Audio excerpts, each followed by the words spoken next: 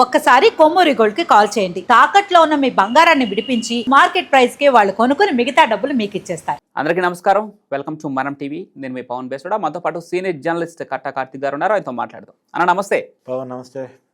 Bail పైన ఉన్నటువంటి ముఖ్యమంత్రి చంద్రబాబు నాయుడు ఈరోజు నా పైనే అబాండాలు వేస్తున్నారు. లిక్కర్ స్కామ్ జరిగిందే వారి హయాంలో, తిరిగి వైసీపీ ప్రభుత్వాన్ని తప్పుపడుతున్నారు. ఇవి ప్రస్తుతం జగన్మోహన్ రెడ్డి చేస్తున్నటువంటి వ్యాఖ్యలు. దాంతోపాటు వైసీపీ ప్రభుత్వ హయాంలో నెంబర్ 2గా ఉన్నటువంటి విజయసాయి రెడ్డి పార్టీని వీడిన తర్వాత, రాజ్యసభ సభ్యత్వానికి రాజీనామా చేసిన తర్వాత విజయసాయి రెడ్డిని టార్గెట్ చేస్తూ కూడా జగన్మోహన్ రెడ్డి కొన్ని కీలక వ్యాఖ్యలు అయితే పేల్చడం జరిగింది. చంద్రబాబుకు తలొగ్గారు విజయసాయి రెడ్డి, కూటమి ప్రభుత్వాన్ని చెప్పినట్టు వింటున్నారని చెప్పేసి కొన్ని కీలక వ్యాఖ్యలు చేస్తున్నారు. ఈరోజు జగన్ వ్యాఖ్యలను ఏ విధంగా చూడాలన్నా? ఇప్పుడు జగన్మోహన్ రెడ్డి విజయసాయి రెడ్డి గురించి కీలక వ్యాఖ్యలు చేశాడు. కూటమి ప్రభుత్వానికి లొంగిపోయాడని, లొంగిపోబట్టే 3.5 సంవత్సరాలు ఇంకా రాజ్యసభ పదవీకాలం ఉండగా కూడా తను రాజీనామా చేస్తే తన ఎంపీ కూటమి చేతులకు వెళ్ళిద్దని తెలిసి కూడా రాజీనామా చేశాడని, ఇది చాలు కూటమి లొంగిపోయాడని చెప్పటానికి అని చెప్పేసి జగన్మోహన్ రెడ్డి గారు ఒక ఉదాహరణ తీసుకొని మరీ చెప్పారు. కానీ జగన్మోహన్ రెడ్డి గారు చెప్పాల్సిన ఒక మాట ఏంటంటే, జగన్మోహన్ రెడ్డి గారు తన అధికారంలో ఉన్నప్పుడు అంబానీ కుటుంబానికి రాజ్యసభ సీట్ ఇచ్చారు. ఎందుకు ఇచ్చారు? అప్పుడు కూడా కూటమికి, అప్పుడున్న బీజేపీకి లొంగిపోయి ఇచ్చారా? బీజేపీకి చెప్పబట్టి ఇచ్చారా? సహజంగా ఏంటంటే పవన్, ఇప్పుడు వైసీపీకి కొన్ని రాజ్యసభ సీట్లు వచ్చాయనుకో, ఎవరికి ఇస్తారు? తమ పార్టీలో క్రియాశీలకంగా పనిచేసే వాళ్ళకి ఇస్తారు. లేదు పార్టీ కోలుగారు బయట వాళ్ళకి ఇద్దాం అనుకున్నారనుకో, తెలుగు వాళ్ళకి, ప్రముఖ పారిశ్రామికవేత్తలకి, సినీ నటులకి, సంస్కృతి రంగంలో సేవలు అందిస్తున్న వాళ్ళకి ఇస్తారు. ఓకే. కానీ అసలు తెలుగుకు సంబంధం లేదు, మన సంస్కృతికి సంబంధం లేదు, తెలుగు రాదు, వైసీపీ కాదు. అలాంటి అంబానీ కుటుంబానికి ఒక రాజ్యసభ సీటు జగన్మోహన్ రెడ్డి గారు ఇచ్చారు.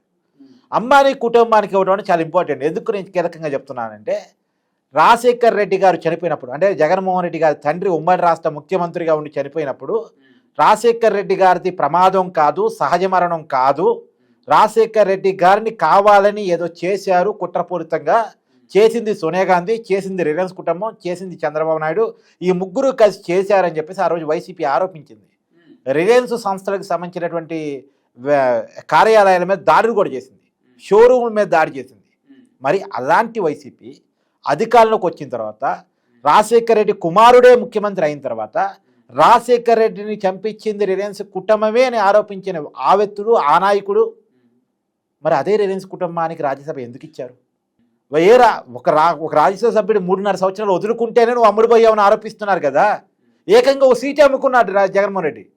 అమ్ముకున్నాడా? ఎందుకు ఇచ్చాడు అంటే, మనం అర్థం చేసుకోవాలని, జగన్మోహన్ రెడ్డి గారు మన ఒక వేలు అవతల వైపు చూపిస్తున్నప్పుడు 4 వేలు మన వైపు చూపిస్తాయి అనేది అర్థం చేసుకోవాలి. ఇప్పుడు జగన్మోహన్ రెడ్డి గారు స్ట్రైట్గా నాకు క్వశ్చన్కి ఆన్సర్ చెప్పానండి. రిలయన్స్ కుటుంబం రాజశేఖర్ రెడ్డి గారిని చంపించింది వాస్తవం అవునా కాదా? మరి వాస్తవం కానప్పుడు ఆ రోజు కావాలని ఆరోపించారా? సానుభూతి కోసం ఆరోపించారా? రాష్ట్ర ప్రజలను నమ్మించడం కోసం, అంటే మీరు అబద్ధాలు చెప్పి రాష్ట్ర ప్రజలను భ్రమంలో పెట్టారా?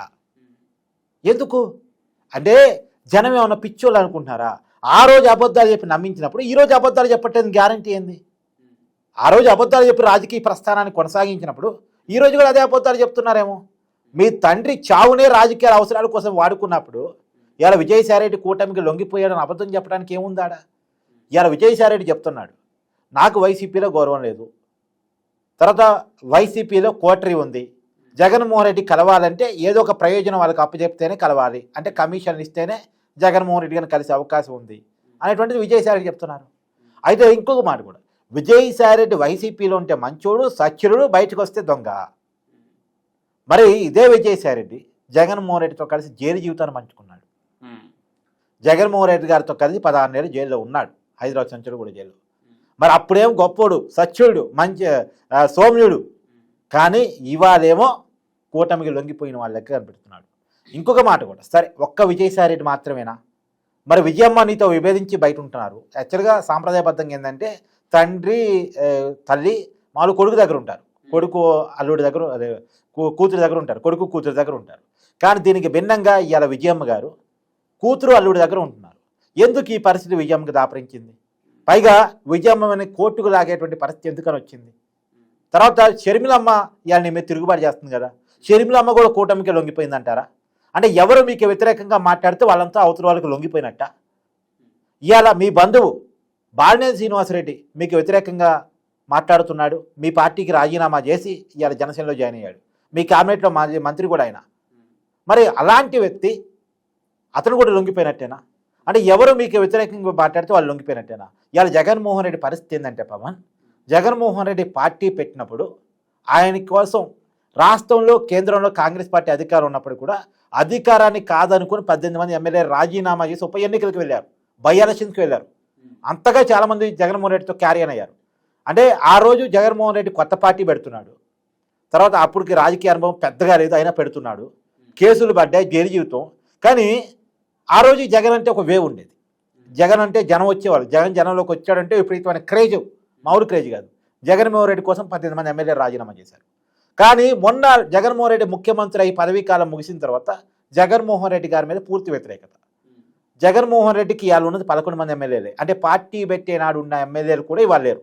అప్పుడు 18 మంది ఉన్నారు, ఇప్పుడు 11 మంది ఉన్నారు. ఆ రోజు మంత్రులుగా ఉన్న వాళ్ళు కూడా రాజీనామా చేశారు. ఇవాళ మంత్రులుగా ఉన్న వాళ్ళు వైసీపీని కాదనుకుని రాజీనామాలు చేసి వేరే పార్టీలు మారుతున్నారు. ఆ రోజు వేరే పార్టీలో అధికారంలో ఉన్న పందిరి పదవిని కూడా వదిలేసి జగన్మోహన్ రెడ్డి గారితో మంత్రులు వచ్చారు. బాలినేని శ్రీనివాసరెడ్డి కావచ్చు, తర్వాత కొండా సురేఖ తెలంగాణలో కావచ్చు, మంత్రి పదవులను వదిలేసి జగన్మోహన్ రెడ్డితో వచ్చారు. కానీ ఇవాళ జగన్మోహన్ రెడ్డి మంత్రులు చేసిన వాళ్ళు ఆయన్ని వదిలేసి వెళ్తున్నారు. కారణం ఎక్కడుంది? జగన్మోహన్ రెడ్డి గారికి ఇంత కష్టం ఎందుకు వచ్చింది అంటే జగన్మోహన్ రెడ్డి గారి జనంలో క్రెడిబిలిటీ కోల్పోవటం, జగన్మోహన్ రెడ్డి గారి మంచి పాలకుడు కాదు అని చెప్పి జనం భావించడం, జగన్మోహన్ రెడ్డి గారు నమ్మక ద్రోహానికి పాల్పడే వ్యక్తి, తన స్వార్థం, తన డబ్బు తప్ప ఎవరిని పట్టించుకునే వ్యక్తి కాదు, వ్యక్తిత్వం కాదు అని పక్కన ఉన్న వాళ్ళు కూడా నమ్మబట్టి, కమిషన్లు ఇస్తే తప్ప జగన్మోహన్ రెడ్డి గారు ఉడకడు పలకడు అని చెప్పేసి చుట్టూ ఉన్నటువంటి వాళ్ళే అనుకుంటున్నటువంటి పరిస్థితిలో జగన్మోహన్ రెడ్డి పడ్డాడు. ఎప్పుడూ లేని ఒక రాజకీయ అనిశ్చితిలో జగన్మోహన్ రెడ్డి పడ్డాడు. జగన్మోహన్ రెడ్డి గారికి ఉండే ఒక అలవాటు ఏంటంటే విజయసాయి రెడ్డి ఓన్లీ కాదు, ఇప్పుడు వివేకానంద రెడ్డి గారు చనిపోయారబ్బా. వివేకానంద రెడ్డి గారు చనిపోయినప్పుడు అది ఫస్ట్ గుండెపోటు అని చెప్పే ప్రయత్నం చేశారు. కానీ సునీతమ్మ తిరగబడింది, అంటే వివేకానంద రెడ్డి గారి కూతురు తిరగబడి మా తండ్రికి రీపోస్ట్ మార్టం చేయాలని పట్టుబడితే చేయక తప్పలేదు. ఎందుకంటే అప్పుడు గవర్నమెంట్ వాళ్ళది లేదు, కూటమి గవర్నమెంట్ ఉంది. రీపోస్ట్ మార్టం చేశారు, అది మర్డర్ అని తేలింది, చాలా క్లియర్గా తేలిన తర్వాత మర్డర్ అన్నప్పుడు ఎవరో ఒకరి మీద వేయాలి కదా. అసలు ఎన్నికల దగ్గరలో ఉన్నాయి. అప్పుడు చంద్రబాబు నాయుడు గారి మీద వేశారు, నారావారి రక్త చరిత్రను నమ్మించే ప్రయత్నం చేశారు. ఇప్పుడు ఎవరి మీద జరుగుతుంది ఎంక్వైరీ? ఎవరు చంపారని నమ్ముతున్నారు జనాలంతా? ఎవరు చంపారని పోరాటం చేస్తుంది వివేకానంద రెడ్డి గారి కూతురు వైఎస్ అవినాష్ రెడ్డి. మరి ఆయన మరి ఎవరు? YCP MP. ఎందుకు వైసీపీ ఎంపీ పదే అలాంటి వ్యక్తికి ఎందుకు ఇస్తున్నారు? ఇదే కదా షర్మిల అడుగుతుంది, ఇదే కదా సునీతమ్మ అడుగుతుంది. ఎందుకు వివేకానంద రెడ్డి గారిని, అంటే జగన్మోహన్ రెడ్డి గారు బాబాయిని చంపినటువంటి వ్యక్తికి ఎంపీ పదవి ఇస్తున్నారు? అంటే జగన్మోహన్ రెడ్డి గారు కూడా ఉన్నారా అని. అంటే తనే ఏదో చేసి ఆ తప్పును అవతల మీదకు నెట్టడం అనేది జగన్మోహన్ రెడ్డి గారికి ఉన్న ఆనవాయితీ. ఇక్కడ జగన్మోహన్ రెడ్డి గారు అంటే డబ్బు కుంభకోణం గురించి కూడా కొన్ని కీలక వ్యాఖ్యలు చేస్తున్నారు ఆయన. అంటే పార్టీ నడపడానికి కూడా పాపం ఆయన దగ్గర డబ్బులు లేవంట, స్కామ్లు అంటున్నారు. మీ దగ్గర డబ్బులు ఉంటే నాకు ఇవ్వండి, నేను ఇక్కడ విల్లింగ్గా ఉన్నా తీసుకోవడం కోసం, నా పార్టీ నడపడానికి నేను కొంత డిఫికల్టీస్ ఫేస్ చేస్తున్నా, ప్లీజ్ దయచేసి డబ్బులు ఉంటే నాకు ఇవ్వండి అని చెప్పేసి ఆయన పాపం అడుగుతున్నారు. ఇలా ఎలా చూడాలి దాన్ని? జగన్మోహన్ రెడ్డి గారి దగ్గర డబ్బు లేదు అంటే నవ్విపోతారు. ఇప్పుడు సరస్వతి పవర్ ఇండస్ట్రీస్ లిమిటెడ్ ఎవరి చేతుల్లో ఉన్నాయి? ఆ భూములన్నీ కంపెనీ పెట్టకపోయినా జగన్మోహన్ రెడ్డి గారి చేతుల్లోనే ఉన్నాయి. భారతీయ సిమెంట్స్ ఎవరి చేతుల్లో ఉంది? జగన్మోహన్ రెడ్డి గారి చేతుల్లోనే ఉంది. తర్వాత ఈసారి ఇవన్నీ కంపెనీలు వదిలే చాలా కంపెనీలు ఉన్నాయి చెప్పాలంటే. ఈసారి రాష్ట్రాల్లో ఉన్న పవర్ ఫ్యాక్టరీస్ ఇవన్నీ చాలా ఉన్నాయి, లక్షల కోట్ల రూపాయల ఆస్తులు ఉన్నాయి. సరే, హైదరాబాద్లో లోటస్ పాండు, తాడేపల్లి ప్యాలెస్, ఏది ఇక్కడ బెంగళగిరిలో, తర్వాత అటుపోతేనేమో బెంగళూరు పోతే బెంగళూరు ప్యాలెస్, తర్వాత చెన్నై పోతే చెన్నైలో ప్యాలెస్, ముంబై పోతే ముంబైలో ప్యాలెస్. ఇన్ని ప్యాలెస్లు ఉన్న జగన్మోహన్ రెడ్డి గారి దగ్గర డబ్బులు లేవు అంటే మరి డబ్బులు లేకుండా ప్యాలెస్లు కట్టుకున్నాడా? ఇది ఆశ్చర్యం కదా. ఎవరు నమ్ముతాడు? ఇప్పుడు లగ్జరీ జీవితాన్ని అనుభవిస్తూ, లగ్జరీ కాలంలో తిరుగుతూ, పెద్ద ప్యాలెస్ని కట్టుకున్నానంటే తర్వాత నా దగ్గర డబ్బులు లేవు, నేను పేద అరుపులు అరుస్తున్నానంటే పిల్లి పాలు తాగుతూ తను ఎవరు చూడట్లేదు అనుకుంటుందంట. అలా ఉంది జగన్మోహన్ రెడ్డి గారి పరిస్థితి. ఇంకొక విషయం కూడా నేను చాలా క్లారిటీగా చెప్పగలను. ఏపీలో మద్యం కుంభకోణం అనేది జరిగిందా లేదా అంటానికి 2-3 ఉదాహరణలు. ఆయన నమ్మింది నాసిరకం, ఆయన నమ్మింది ప్రభుత్వ షాపుల్లో, ఆయన తీసుకుంది కేవలం డబ్బు, కార్డులు కాదు, అంటే కార్డు, ఫోన్పేలు, గూగుల్ పేలు తీసుకోలే, ఓన్లీ క్యాష్. ఈ 3 అంశాలు చాలు మద్యం స్కామ్ జరిగింది అని చెప్పడానికి. అంటే సొంత మద్యాన్ని ప్రభుత్వం చేతుల్లోనే మద్యం షాపులు పెట్టి మరీ అమ్మారు, పెద్ద ఎత్తున డబ్బులు తీసుకున్నారు. అందులోనూ సంపూర్ణ మద్యపాన నిషేధం చేస్తానని ఎన్నికల్లో హామీ ఇచ్చి అధికారంలోకి వచ్చి హామీని పక్కన పెట్టారు. మాట తప్పని మడం తిప్పని జగన్మోహన్ రెడ్డి గారు మాట తప్పారు, మడం తిప్పారు. ఇది చాలు స్కామ్ జరిగిందని చెప్పడానికి. రైట్. ఇంకా బొక్కాయిస్తే ఇంకేంటి? రెండోది, నువ్వన్న ఒక్క పాయింట్ చెప్పి ముగిస్తాను. చంద్రబాబు నాయుడు గారు లిక్కర్ స్కామ్ చేశారు కానీ నా మీద నడుతున్నారు అని చెప్పేసి అన్నారు. చంద్రబాబు నాయుడు గారు లిక్కర్ స్కామ్ చేశారని కేసు మీరు పెట్టిన మాట వాస్తవం, కానీ నిరూపించింది ఏంది? 5 సంవత్సరాల అధికారంలో ఉండి చంద్రబాబు నాయుడు గారి మీద ఒక్క కేసు నిరూపించారా?